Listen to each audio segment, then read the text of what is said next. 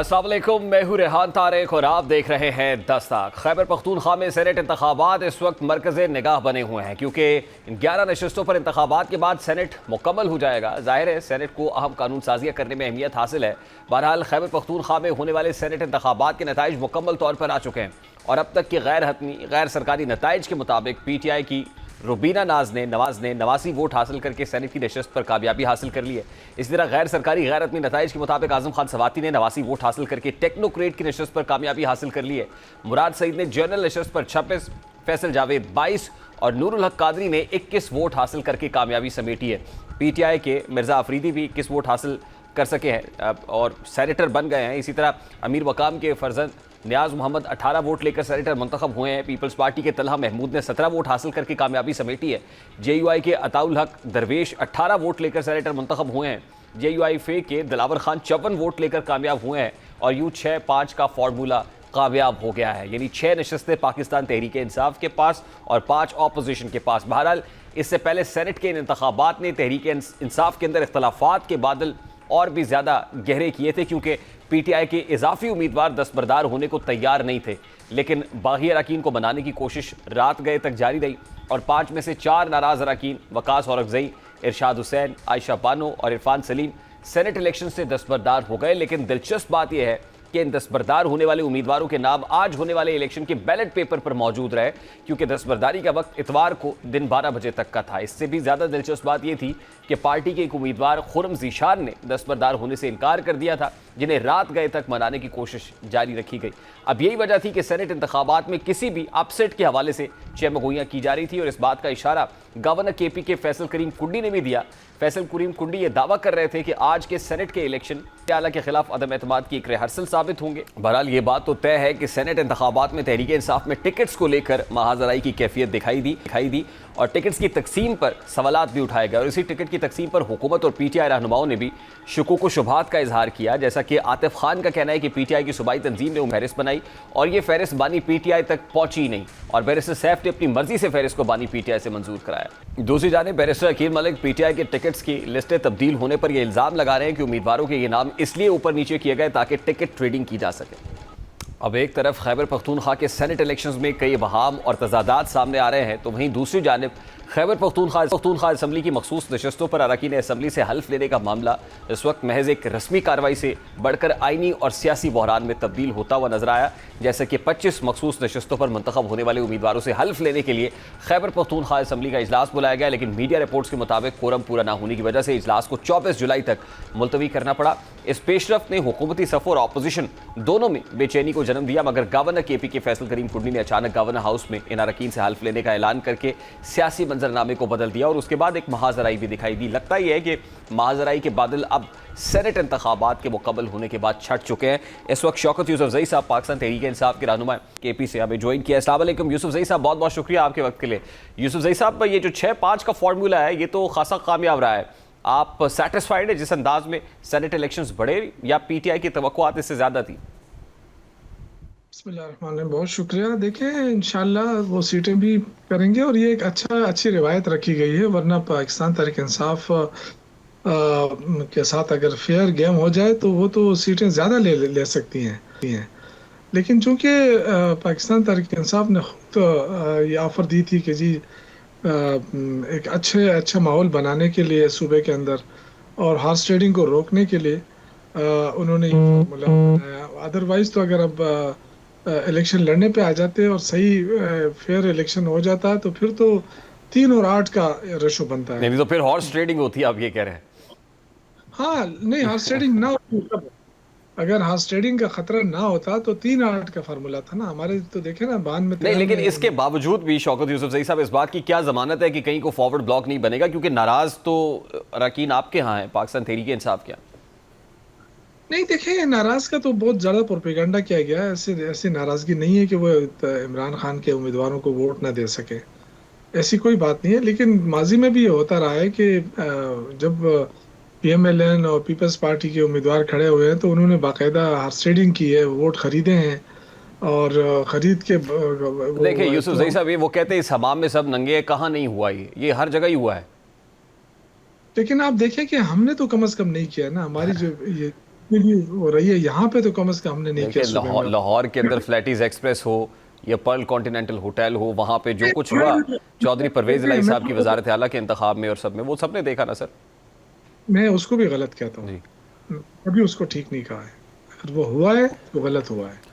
अब यूसुफ जई यहाँ पे साहब, तो इसमें देखिए जो फहरिस्त सामने आई पाकिस्तान तहरीक इंसाफ के उम्मीदवारों की, अब मुलाकात तो नहीं हो रही खान साहब से। एक बंदा जाता है जिसका नाम बैरिस्टर सैफ है, और बैरिस्टर सैफ साहब फहरिस्त लाते हैं और वो कहते हैं कि ये लोग हैं जो बानी पीटीआई के आशीर्वाद से इलेक्शन कंटेस्ट करेंगे।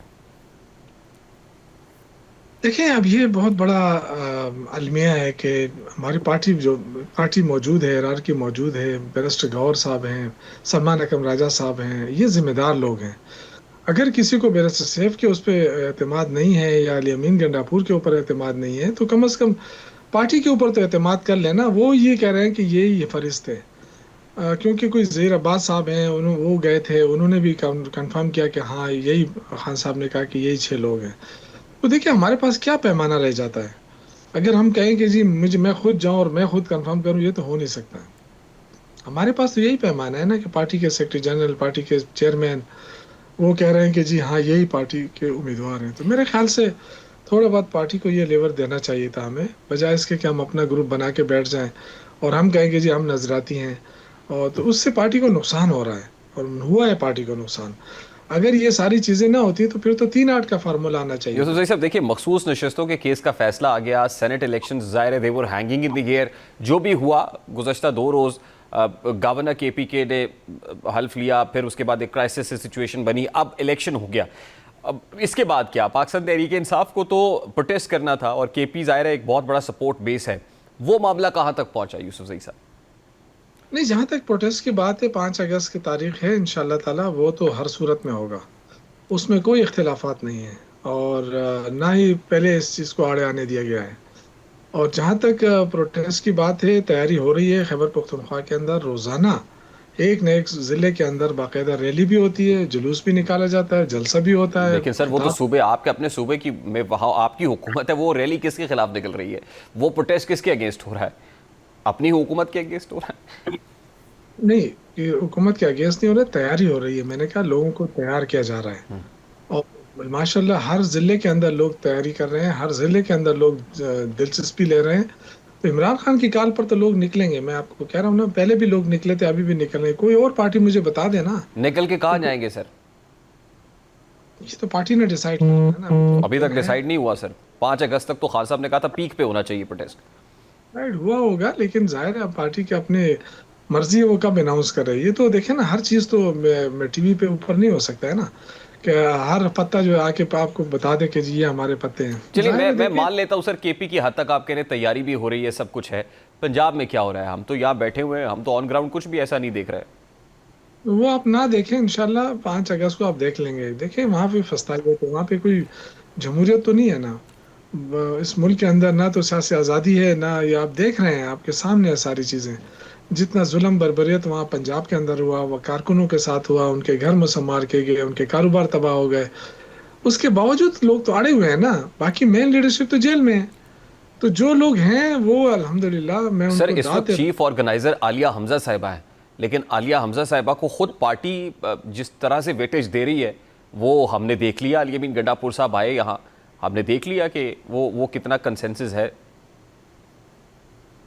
देखिए, अब ये इस पे डिबेट हो सकता है। वो जो अली गंडापुर साहब का फैसला तो नहीं था ना, और वो सिर्फ इलेक्टेड लोगों को बुलाया गया था, जो MNAs हैं, जो सेनेटर्स हैं, जो MPAs हैं। अब वो अगर उनको नहीं बुलाया गया तो उसकी वजाहत कर दी है पार्टी ने मेरे ख्याल से। ये जो उसको रंग देना, हवा देना कि जी इख्तिलाफात हैं, किसके साथ इख्तिलाफात होंगे? इन्हीं आलिया हमजा को इमरान खान ने नामजद किया है, तो इख्तिलाफात किस चीज़ के होंगे उनके साथ तो और किस आप ये समझते हैं सर, ये जो वोट ऑफ नो कॉन्फिडेंस के गहरे बादल मंडला रहे थे गंडापुर साहब की गवर्नमेंट पे, वो बादल छट गए हैं, अब ऐसा कोई खतरा नहीं? यार, जिसने शौक करना है वो कर लेना। हम तो किसी को नहीं रोकते हैं, ये सिर्फ बातें हवाएं हैं। खैबर पुख्तूनख्वा का मैंडेट इतना कमजोर नहीं है। जिस तरह हवाएं दी जा रही हैं, जिस तरह प्रोपिगेट किया जा रहा है, अली अमीन गंडापुर एक मजबूत CM है। और उनको पुष्पनाई हासिल है इमरान खान की। जब तक इमरान खान का एतमाद हासिल है, किसी में इतनी जरूरत नहीं है कि उनके खिलाफ चला जाए। तो ये गंडापुर वैसे साहब को खान साहब का पूरा एतमाद आज ऑफ एज ऑफ नाउ जब हम बात कर रहे हैं पूरा एतमाद हासिल है? एतमाद हासिल ना होता तो एक घंटे के लिए भी वो सीएम नहीं रह सकते हैं, वो खुद रिजाइन कर देंगे। मैं देखें, ये मजाक नहीं है ना कि इमरान खान को किसी का एतमाद हासिल नहीं है और हम कहेंगे जो वजीर आला है, तो ऐसा तो नहीं है ना। आपका क्या ख्याल है? वो इमरान खान की मर्जी के बगैर वजीर नहीं, आला मैं है। मैं इसलिए पूछ रहा हूँ ना, खान साहब तक रसाई क्यों के नहीं है ना, एक्सेस नहीं है, उनके फैसले क्या होते हैं वो समझ नहीं आती बाहर, वो ठीक तरीके से पहुंचते हैं नहीं पहुंचते। नहीं नहीं नहीं, देखें, उनकी बहनों की मुलाकात हो जाती है, पार्टी के लीडरशिप की मुलाकातें हो जाती है। अगर कोई ऐसा इशू होता तो वो जरूर आके कहते हैं कि जी इमरान खान ने ये कहा है। तो मेरे ख्याल से आज भी मुलाकातों के लिए कोई नाम फाइनल हुए थे, वो चले जाएंगे, या नहीं तो कल हो जाएगी मुलाकात, पता चल जाएगा ये लिस्ट किसकी थी, इमरान खान की थी नहीं थी। ये इतने बड़े लंबे अरसे तक तो नहीं रह सकता ना। अगर कोई झूठ बोलता है तो वो झूठ कितने अरसे तक चलेगा? ठीक। और लास्टली यूसुफ जई साहब, इसके बाद अब एक मंजिल एक पड़ाव है और वो खान साहब की दीवी कॉल है जो एहतजाज की कॉल है, 5 अगस्त तक का मामला, तो अब उस तरफ भी हमें कुछ स्टेप फॉरवर्ड नजर आएगा? इंशाल्लाह आप देखेंगे पहले से ज्यादा लोग निकलेंगे, और इस दफा तमाम लीडरशिप होगी। बैरिस्टर गौहर साहब, अली अमीन गंडापुर साहब, सलमान अकरम राजा साहब, जुनैद अकबर खान, सारे के सारे लीड करेंगे इंशाल्लाह। ये नहीं होगा कि जी फलां नहीं है फलां नहीं है। ठीक। इस दफा और सब बावजूद मौजूद इसके हैं। कि सेनेट इलेक्शंस के अंदर एक इरफान सलीम साहब ने रोते हुए ये कहा कि मैं टूटे हुए दिल और आपदीदा आंखों के साथ वर्कर्स की खातिर सेनेट इलेक्शन से दस्तबरदार होने का ऐलान करता हूं, बावजूद इसके कि लोगों में रिजेंटमेंट है वो निकलेंगे। बिल्कुल निकलेंगे लोग, क्योंकि इमरान खान के लिए निकलते हैं ना लोग, किसी जात के लिए नहीं। इमरान खान के लिए निकलते हैं और निकलेंगे इंशाल्लाह ताला। बहुत बहुत शुक्रिया शौकत यूसुफ जई साहब, पाकिस्तान तहरीक इंसाफ के रहनुमा हमारे साथ मौजूद थे। ब्रेक लेंगे, ब्रेक के बाद वापस आएंगे। हुकूमत के दावे कि ये रिहर्सल साबित होगी, इसके बाद वोट ऑफ नो कॉन्फिडेंस की मूव होगी, वो दावे तो धरे के धरे रह गए। हुकूमत से ब्रेक के बाद हमारे साथ।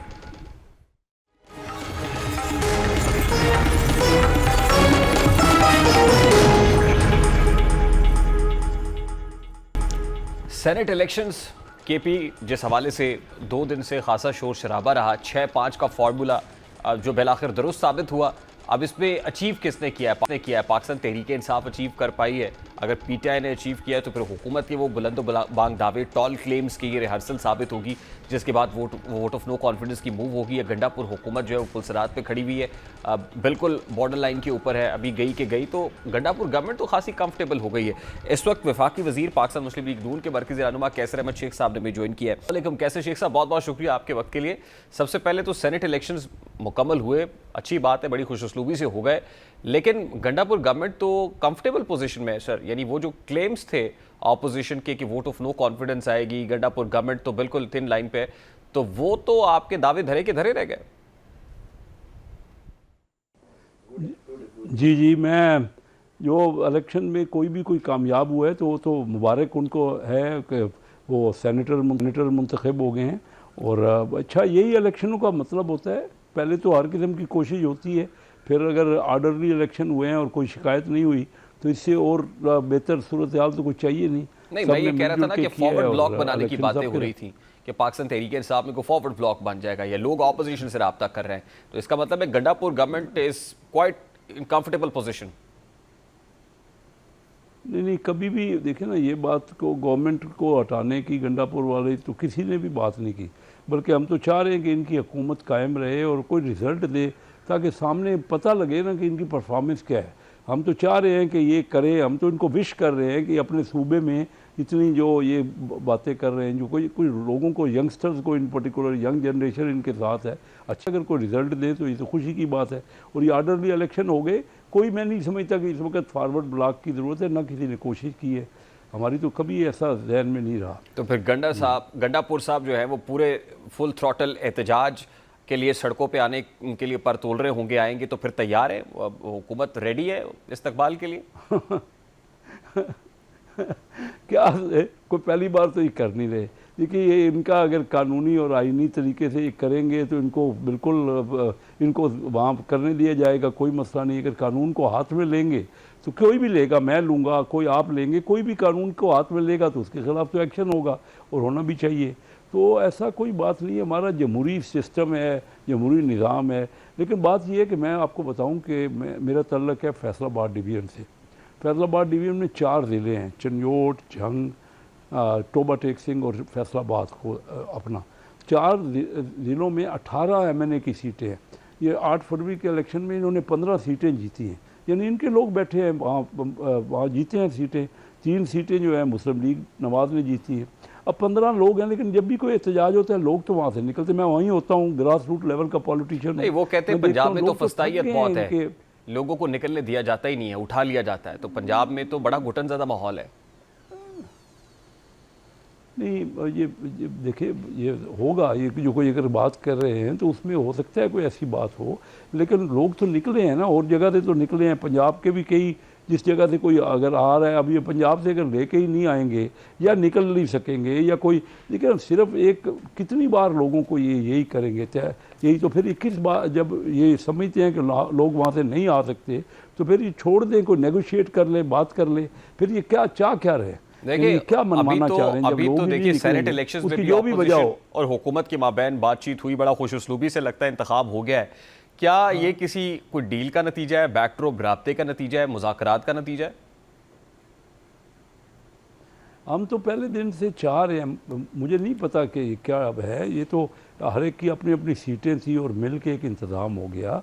लेकिन हम तो इनसे कई बार कह चुके हैं कि आइए मुज़ाकरात करें और बाकी मामलात को भी हल करें। अगर इनके कोई और मामलात हैं, देखिए उसमें इख्तलाफ हो सकता है, लेकिन ये बैठने को ही कहते हैं जी चोर डाकू हैं आप, हम आपके साथ बैठते नहीं। हम कोई पहली बार सुनी, हम तो हर वक्त इनको कहते हैं कि ये इनके लोग इलेक्ट हुए हैं। इनको तो जब 8 फरवरी के इलेक्शन के बाद सबसे ज़्यादा सीटें तो इन्हीं की थी, और पीपल पार्टी ने इनको कहा कि हुकूमत बना ले मिल के। ये हुकूमत बनाने को भी तैयार नहीं। ये क्या चाहते हैं? पहले खुद अपनी हुकूमत पंजाब में इन्होंने खुद अपनी तोड़ दी, फिर KPK भी इनकी हुकूमत थी। तो ये चाहते क्या? मेरे ख्याल ये समझते हैं कि इंतशार में इनको फ़ायदा है, और इंतशार रहे तब लोग शायद, क्योंकि ये परफॉर्म तो कर नहीं सकते। अभी खुद KPK में इनकी हुकूमत है और पिछले 12-13 साल से है ना, तो वहाँ क्या रिजल्ट दिया है? कोई यंगस्टर्स के लिए कोई कर दिया है? बात तो नहीं, तो शेख साहब अभी को बातचीत हो रही है PTI के साथ किसी भी सतह पे? नहीं, अभी तक तो कोई बात मेरे नॉलेज में नहीं है, कोई नहीं हो रही। लेकिन हम इनको ज़रूर कहते हैं कि आए बात करें, बैठना चाहिए इनको। पॉलिटिकल पार्टियां आपस में बैठेंगी तो तभी कोई मसले हल निकलेगा ना। ये कहते हैं जी, एक तरफ तो ये जमहूरी पार्टी कहते हैं कि हम जमहूरी पार्टी हैं, दूसरी तरफ ये खुद कहते हैं कि हम जमहूरी पार्टियों के साथ नहीं बैठना चाहते, हम इस्टेब्लिशमेंट के साथ बैठना चाहते। अब कोई ये दोनों बातें मुतज़ाद है ना, कोई बात बनती नहीं। और फिर इन्होंने जितने भी अभी तक एहतजाज किए हैं, अभी भी नया कर लें, होना चाहिए। एहतजाज में तो किसी को कोई है नहीं, कोई हमें आइन इजाज़त देता है, लेकिन करें, लॉ एंड ऑर्डर को तो ना ख़राब करें ना, धरने तो ना दें, मुल्क का कारोबार तो ना बंद करें। बैठें बिल्कुल पुरअमन एहतजाज, जहाँ भी हर एक को करने का हक़ है, यही जमहूरियत। लतीफ़ खोसा साहब दावा करते हैं, वो कहते हैं 22 नवंबर को, देखिए 26 नवंबर को जो एहतजाज हुआ उससे 4 रोज़ पहले 22 नवंबर को ये गारंटी दे दी गई थी कि 2 हफ्ते बाद खान साहब बाहर होंगे, रिहा हो जाएंगे। लेकिन उसके बाद आनन फानन फिर बैरिस्टर सैफ का आना, फिर अडियाला जेल जाना, फिर बाहर आना, तो हालात खासे तब्दील हो गए। तो क्या ये कोई गारंटी श्योरिटी थी? मैं तो, मुझे आज तक किसी ने ये नहीं कहा, आज पहली बार आपसे मैं ये सुन रहा हूँ इस किस्म की गारंटी। लतीफ़ खोसा साहब तो कह रहे थे हमारे खिलाफ अपने, हाँ जी सही है, वो तो उनको अगर कोई नॉलेज है तो उन्होंने बात की है। मैं किसी को वो झुटला नहीं रहा, लेकिन मेरे नॉलेज में नहीं है, ना ही इन्होंने कभी खुद इससे पहले इनकी पार्टी ने कोई कौमी असम्बली में ऐसी बात बयान की। किसी लीडर ने ये बात नहीं की, इन्हीं के जो अपने लीडर्स हैं। आज अगर उन्होंने बात की है लतीफ़ खोसा, तो उसका रिस्पॉन्ड आ जाएगा। मैं तो नहीं समझता कि ऐसी कोई बात होनी, कोई वादा किया गया हो इनसे। मुस्तकबिल करीब में ऐसी कोई आपको लगता है उम्मीद को, तवक्को है PTI को? मुझे लगता है रखनी चाहिए कि PTI, देखिए एक पॉलिटिकल पार्टी, मुझे लगता है कि उनको सेंस प्रिवेल करेगा। वो समझ जाएंगे कि ये एहतजाजों से कुछ नहीं पड़ा, बैठ के उनको बेनिफिट हो सकता है। मैंने तो अपनी पूरी ज़िंदगी में, सियासी ज़िंदगी में या कारोबारी ज़िंदगी में यही देखा कि आप किसी के साथ बैठते हैं ना तो कुछ ले कर उठते हैं। ये अपना टाइम, इतना वक्त तो हो गया, इनके पास तो अच्छे अच्छे मौके आए हैं। ये पता नहीं क्या, हर चीज़ अपनी खुद तो अपने हाथ से खो रहे हैं, और फिर एहतजाज की बात करें, कितना अर्सा ये एहतजाज करेंगे? लोग ठीक। थक चुके हैं, लोगों का उन्होंने अपना काम करना है। बिल्कुल यही ठीक। तो काम लास्टली नहीं शेख है साहब, कि सिर्फ अब पीटीआई अगर पॉलिटिकल सड़क पार्टी- पे आती है या बाकायदा तौर पे आपको लगता है इनएक्शन होती है तो हुकूमत एंगेज करेगी? नहीं, हुकूमत तो जो कानूनी कार्रवाई है वो ही करेगी, और क्या करना है। Engage नहीं हुकूमत करेगी, उनको तो बातचीत कह नहीं रही है करेगी कि अगर आप- opposition से। और नहीं, बातचीत तो हम हर वक्त करने को तैयार हैं। हम तो कई बार इनको कह चुके हैं कि अगर आप आइए, बात कीजिए और बैठ के मामलात को, मुल्क की बेहतरी के लिए, लोगों के मसाइल को हल करने के लिए, बेरोज़गारी का मामला है जो हम वादे करके आते हैं अपनी कॉन्स्टिट्यूंसी में कि महंगाई दूर होगी, बेरोज़गारी, तो उस पर बात करें ना, चाहे हमारे साथ बैठ के यहाँ करें या कौमी असम्बली में बहुत करें। बहुत शुक्रिया कैसर अहमद शेख साहब हमारे साथ मौजूद थे। भी एक ब्रेक लेके, ब्रेक के बाद वापस आएंगे। बलूचिस्तान से एक बड़ी इंपॉर्टेंट स्टोरी है, गैरत के नाम पर कत्ल की एक और दास्तान रकम हुई है। ऐसा बात करेंगे इस ब्रेक के बाद, हमारे साथ रहिए।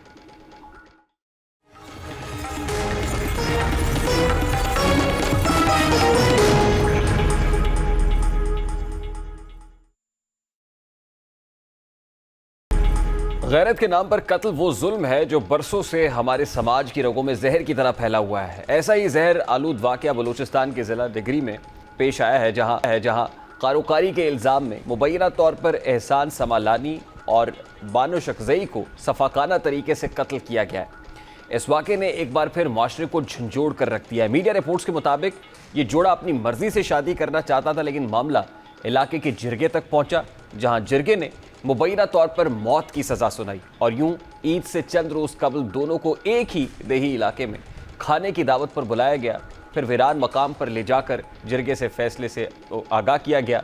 मीडिया रिपोर्ट्स के मुताबिक मकतूला बानो ने कातिलों से इल्तिजा की कि उसे 7 कदम चलने दिया जाए और कातिल को मुखातिब करते हुए कहा कि तुम्हें मुझे गोली मारने की इजाज़त है, लेकिन इससे ज़्यादा कुछ नहीं। इसके बाद मुबैना तौर पर उसके सगे भाई ने 3 गोलियां मारकर उसे कत्ल कर दिया। फिर एहसान को भी मौत के घाट उतार दिया गया। वीडियो सोशल मीडिया पर वायरल होने के बाद बलूचिस्तान हुकूमत हरकत में आई और रियासत की मुद्दत में दहशतगर्दी की दफात के तहत मुकदमा दर्ज किया गया। अब तक मरकजी मुलजिम बशीर अहमद समेत शख्ज़ई कबीले के सरबरा शेरबाज, उनके 4 भाइयों और 2 मुहाफिजों समेत 20 से ज़ायद अफराद को गिरफ्तार किया जा चुका है। वज़ीर आला बलूचिस्तान सरफराज बुख्ती का कहना है कि तमाम मुल्जिमान को इंसाफ के कटहरे में लाया जाए। रियासत मजलूम के साथ खड़ी है और किसी को माफ़ नहीं किया जाएगा। ये वाक़या साबित करता है कि गैरत के नाम पर कत्ल महज फ़र्द का जुर्म नहीं, बल्कि पूरे समाज की उस सोच का नतीजा है जहाँ कबीला या ख़ानदान खुद को कानून से बालातर समझता है। ये सोच दरअसल ऐलान करती है कि ख़ानदान अपनी गैरत की बुनियाद पर ज़िंदगी और मौत का फ़ैसला करने का इख्तियार रखता है, चाहे उसके लिए रियासती कानून को रोंदना ही क्यों ना पड़े। दूसरी जानिब अगर ये फ़र्ज़ कर लिया जाए कि जो मर्द और औरत कत्ल हुए वो कसूरवार भी थे, तो यही कानून हाथ में लेने की इजाज़त किसी को नहीं थी। अगर जिरगा ये समझता था कि उनको सज़ा मिलनी चाहिए तो कानून के ज़रिए रास्ता अपनाया जाता, लेकिन कानून को खुद हाथ में लेना किसी सूरत भी काबिल कबूल नहीं हो सकता। अब मुल्क में गैरत के नाम पर कत्ल का ये पहला वाक़या, हमारी तारीख कई हाई प्रोफाइल केसेस से भरी हुई है। 2016 में कंदील बलोच के कत्ल ने पूरे मुल्क को झंझोड़ा, जब कंदील बलोच को उनके भाई ने ख़ानदानी इज़्ज़त के नाम पर कत्ल कर दिया। इससे कबल 2008 में सुमैया सरवर को उसके वालिदैन ने अपनी पसंद के शख्स से शादी करने पर कत्ल कराया। 2014 में लाहौर हाई कोर्ट के बाहर फरजाना परवीन को उसके ख़ानदान ने ईंटें मार कर कत्ल कर दिया क्योंकि उसने पसंद की शादी की थी। 2019 खैबर पख्तूनख्वा में एक नौजवान रक्कासा को भी इस सोच के तहत ज़िंदगी से महरूम किया गया। इन वाक़यात ने बार बार ये साबित किया कि गैरत के नाम पर कत्ल का ताल्लुक सिर्फ देहात या मखसूस इलाकों से नहीं, बल्कि ये सोच शहरों तक भी फैली हुई है। अब गैरत के नाम पर कत्ल के हवाले से कानून की बात की जाए तो 2016 में पार्लियामान ने एंटी ऑनर किलिंग लॉ मंजूर किया, जिसका मकसद गैरत के नाम पर कत्ल को नाकाबिल माफ़ी जुर्म बनाना था। इससे कबल कातिल अक्सर मकतूल के लवाहिकीन से माफ़ी हासिल करके सज़ा से बच जाते थे। इस कानून के तहत अब रियासत खुद इन मुकदमात की पैरवी करती है और कातिल को लाजमी तौर पर कम अज़ कम उम्र कैद की सज़ा दी जाती है, चाहे लवाहिकीन माफ़ भी कर दें। ताहम अमली सतह पर अब भी बहुत से केस रिपोर्ट ही नहीं होते या अदालती निज़ाम की पेचीदगी और मकामी असर रसूख के बायस इंसाफ का अमल कमज़ोर रहता है। बहरहाल कबायली माशरे में ये मसला और ज़्यादा गहरा है। वहाँ कबायली सरदार और जिरगे अब भी रियासती कानून पर गालिब रहते हैं। इस ताज़ा वाक़े में सतकज़ई कबीले के सरबरा और उनकी गिरफ्तारी इस बात का इंदिया है कि रियासत पहली बार संजीदगी से इस रवायत को चैलेंज कर रही है। गैरत के नाम पर कत्ल सिर्फ 2 इंसानों की मौत नहीं, बल्कि पूरे समाज की ज़हनी गुलामी का इजहार है। तब्दीली उस वक्त आएगी जब तालीम, मीडिया और कानून तीनों मिलकर यह पैगाम दे कि इज़्ज़त के नाम पर किसी की जान लेना मजहबी, कानूनी और अखलाकी तौर पर जुर्म है।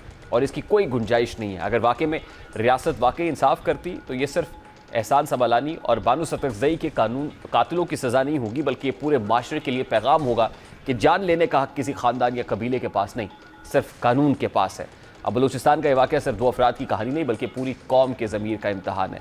अगर वाकई इंसाफ होता है तो शायद आइंदा कोई शख्स गैरत के नाम पर कत्ल करने से पहले सोचेगा। अभी एक ब्रेक लेंगे, ब्रेक के बाद वापस आएंगे, एक और इम्पॉर्टेंट स्टोरी शेयर करेंगे इस ब्रेक के बाद हमारे साथ।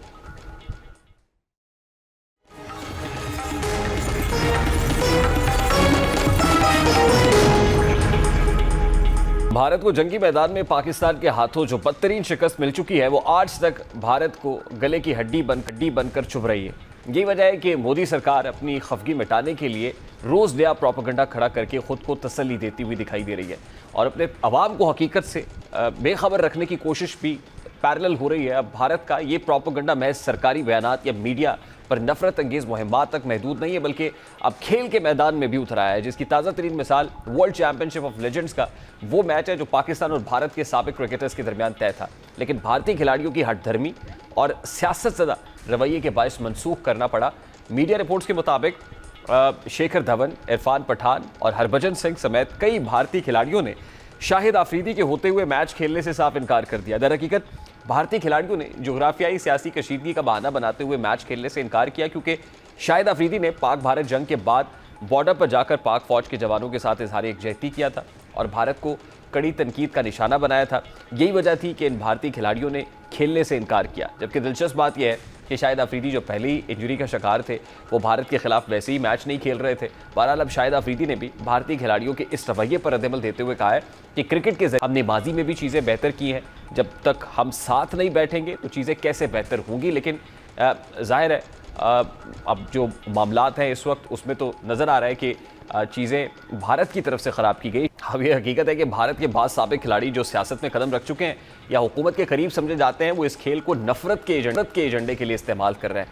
हालिया बरसों में बार बार ये देखा गया है कि क्रिकेट, कबड्डी, हॉकी और टेनिस जैसे खेलों में भारत ने इस बुनियाद पर अपने खिलाड़ियों को पाकिस्तान के साथ खेलने से रोका और इसके लिए जवाज़ तराशा कि मुल्क में सियासी माहौल मौजूद नहीं है या अवामी रद्द-ए-अमल का खदशा है। हकीकत यह है ये सब महज सियासी मकासद के लिए किया जाता है ताकि मोदी सरकार अपने वोटर्स को खुश कर सके और पाकिस्तान के खिलाफ नफरत को जिंदा रख सके।